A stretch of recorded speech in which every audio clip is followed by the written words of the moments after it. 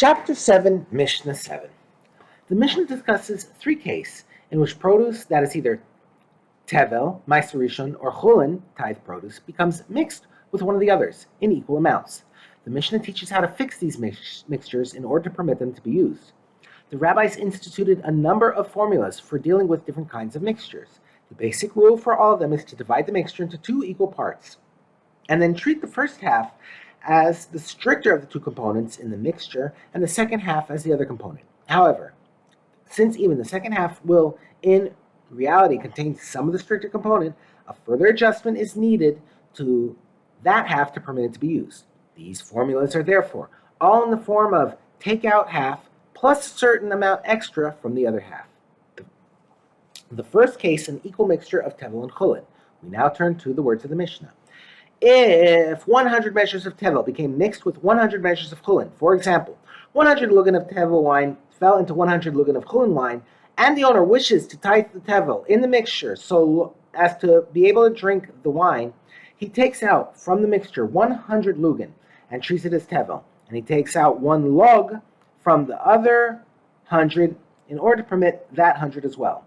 The 100 he removed to treat as tevel he tithes as he would any tevel. He separates 10 lugan as meiser rishon and gives it to a Levi. He then designates another 9 lugan as meiser sheni, which he redeems. A total of 90 lugan in the first half are now permitted for use.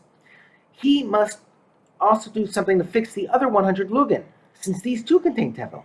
He verbally designates 10 of them as meiser rishon and then takes out one of the 10 as trumas meiser. This is the extra 1 log mentioned above. The rest of this meiser rishon he keeps for himself. He may now drink those 99 lugan as well. As a result of this entire process, he ends up being able to use 189 of the 200 lugan in the mixture. Just 1 log less than he would have been able to use had he tithed the tevel before it became mixed. Now we go to the second case, an equal mixture of tevel and meiser rishon. If 100 lugan of tevel became mixed with 100 lugan of meiser rishon, from which trumas meiser has not yet been separated, in this case, too, he takes out 100 lugan and treats them as tevel, and he also takes out 1 log from the other 100. As in the previous case, the 100 that he treats as tevel, he tithes as he would any tevel. He separates from them 10 lugan as meiser rishon and gives it to a Levi, and designates another 9 lugan as meiser sheni and redeems it. 90 lugan are now his to keep. However, the other 100 lugan, which he treats as meiser rishon, also contain tevel. He fixes this by separating 1 log as trumas meiser, as he did in the previous case. This takes care of the tevel concerned. The remaining 99 lugan he treats as meiser rishon. He therefore separates from them another 9.9 lugan, 1/10 of 99, as trumas meiser, and gives the rest to Levi. As a result of this process, the Kohen ends up with 11.9 lugan of trumas meiser, and the owner loses only 9/10 of a log because of the mixing. Now, the third case, an equal mixture of chulin and meiser rishon. If 100 lugan of a fixed chulin, i.e. chulin, from which all the tithes have been separated, became mixed with 100 lugan of meiser rishon, from which trumas meiser has not yet been separated, he takes out 100 lugan and treats them as meiser rishon. And he also takes out 10 lugan from the other 100.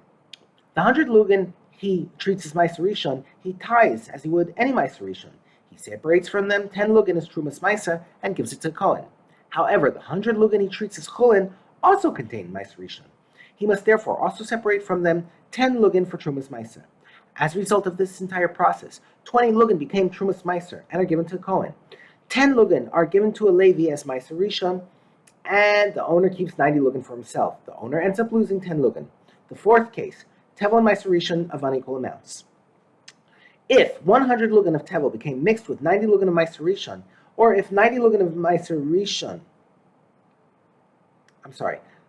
if 100 lugan of tevel became mixed with 90 lugan of meiser rishon, or if 90 lugan of tevel became mixed with 80 lugan of meiser rishon, the owner has not lost anything.